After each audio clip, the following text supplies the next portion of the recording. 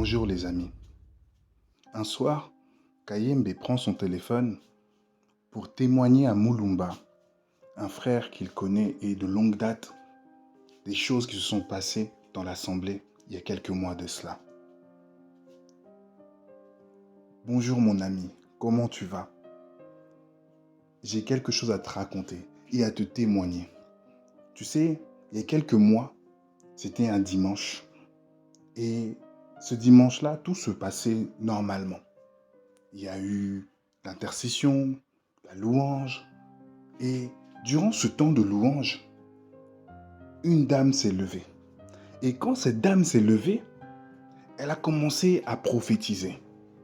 Et lors de sa prophétie, elle disait, c'est moi votre Dieu.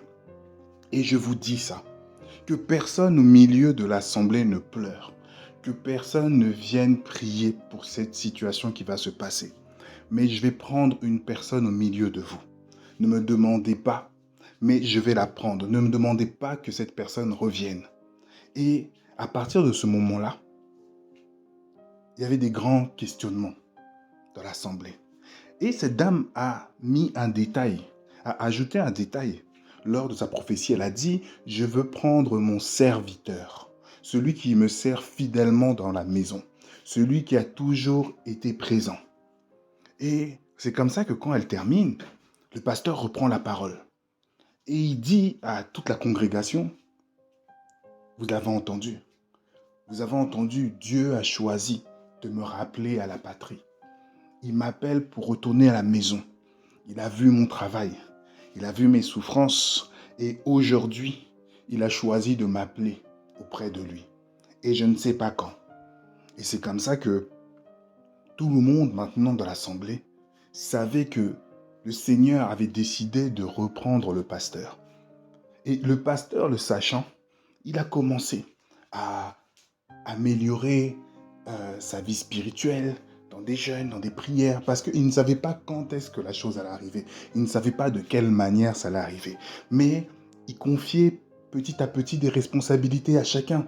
Il laissait à chaque personne euh, les éventuels détails concernant des affaires de l'Église, concernant le suivi de telle âme. Et c'est comme ça que, au niveau de l'Église, ce sentiment-là planait.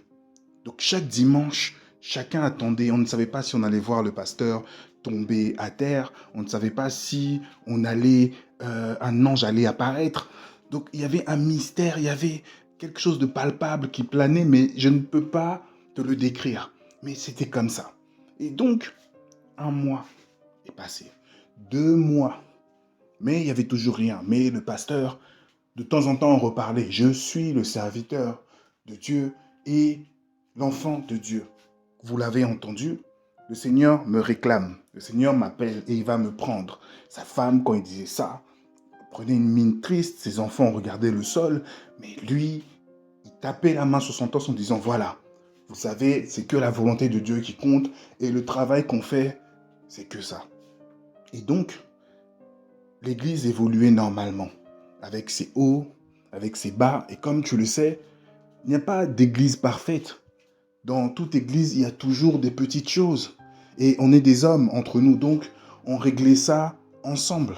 Et comme le dit cet adage, le linge sale se lave en famille. Donc on se réunissait dans les conseils, dans les réunions, on discutait de ce qui allait pas, ce qu'il fallait améliorer. Mais on continuait toujours à avancer. Et le temps passait. À l'église, il y avait un homme qui était là, un papa, qui était quand même assez âgé, qui, lui, n'avait plus de logement. Donc, on le soutenait un peu quand on le pouvait, en lui emmenant à manger, mais lui, il dormait à l'église. Et la plupart du temps, on ne s'intéressait pas, je te l'avoue, je ne veux pas te mentir, mais on ne s'intéressait pas plus que ça à lui. Et on était là, mais qu'est-ce qu'il faisait? C'est qu'il nettoyait l'église, et c'était toujours propre, il passait le balai, il essuyait les chaises, il s'occupait un peu de tout le monde, il veillait un peu sur tout le monde, mais il restait là dans son coin. On n'entendait pas, il ne faisait pas partie d'un comité quelconque, mais il s'occupait vraiment du nettoyage, du parking, de la saleté, par terre, en dehors de l'église. Et c'était comme ça. Et ce monsieur, il tombe malade. Il tombe malade et on l'emmène à l'hôpital. Après avoir prié pour lui, on l'emmène quand même à l'hôpital. Et un jour, on est là ensemble avec des frères et le téléphone sonne. Oui, bonjour, bonjour. Est-ce que vous connaissez tel monsieur? Oui. Est-ce qu'il a une famille? Non, il n'a plus de famille. Et il est souvent, c'est la communauté qui s'occupe de lui. D'accord. Est-ce que vous pouvez venir parce que il lui reste plus beaucoup de temps à vivre? Ah, là, un peu de panique de la part des frères. On appelle le pasteur. Le pasteur dit non, je suis sur une mission actuellement. Je suis en croisade, donc je ne peux pas venir prier. Mais vous, allez-y avec le groupe d'intercession. Vous priez pour lui et le Seigneur fera ce qu'il devra faire dans sa vie. Ok, pasteur, merci beaucoup. Et c'est là que ils partent. Et quand ils partent, maintenant ils arrivent. Et Kayembe commence encore à expliquer à son ami.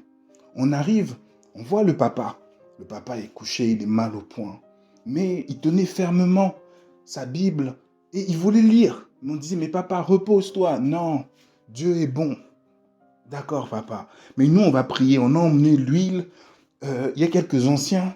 On va toindre et on va prier pour toi, pour que le Seigneur te guérisse, pour que tu puisses te remettre et retrouver même une nouvelle jeunesse. Oui, on croit. Oui, on a la foi. On a la foi. Et c'est comme ça que tout le monde disait, affirmait que voilà, ce papa-là allait revenir et retrouver sa jeunesse. Parce que Dieu est capable de tout. Alors on commence à prier. Alléluia, alléluia, alléluia. 10 minutes. Seigneur, ah, ça crie, ça saute. Ah, je sens ta présence, Seigneur. Oui, tu as promis, tu as dit, tu dois faire, tu dois, tu. Et à un moment, une personne dit, ne vous ai-je pas dit, ne vous ai-je pas prévenu que j'allais récupérer mon serviteur? Jusqu'à quand serez-vous sourds à mes commandements? Et tout le monde s'arrête et se regarde. Et tout le monde regarde la personne qui prophétise.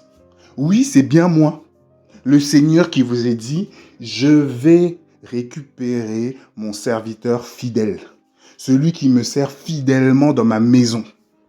Il est temps pour lui de venir se reposer près de moi. Et je viens le chercher.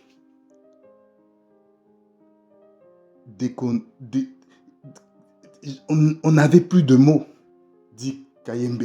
On ne savait plus quoi dire. On bégayait. Comment le serviteur, mais voilà ce qui s'est passé. Kayembe et ses amis ne savaient plus quoi faire. Ils étaient un peu perdus, perplexes par rapport à tout ce qui devait se passer. Une nouvelle organisation était mise en place à l'Assemblée. Des recommandations étaient dites pour justement les choses changent. Et parce qu'on attendait le départ du pasteur. Et le Seigneur vient dire que ce serviteur n'est pas le pasteur, mais cet homme. C'est pas possible. C'est pas possible. Et c'est ainsi que ce papa est parti. À l'instant même, il est parti. Et tout s'est passé, la cérémonie, etc. Mais le pasteur n'était pas mis au courant. Il savait qu'il y avait eu cette mort. Puis un jour, il y a une réunion. Et lors de cette réunion, alors il y avait l'ensemble du collège de l'Assemblée, tous les dirigeants, les responsables. Tout le monde savait. Mais personne n'osait dire, justement, au pasteur. Alors Kayembe dit, je ne peux pas rester comme ça, il faut que je lui dise. Et dans cette réunion, il se l'avait dit, papa pasteur, je voudrais prendre la parole et te parler d'une chose qui est importante. Oui, mon fils, je t'écoute. Voilà. Lorsqu'on est parti à l'hôpital, on a prié pour le papa qui nettoyait l'assemblée, qui dormait ici. Celui dont l'église le prenait un peu en charge quand on pouvait, nourriture, etc. Oui. Le Seigneur est venu, il nous a parlé. Alléluia. Qu'est-ce qu'il vous a dit?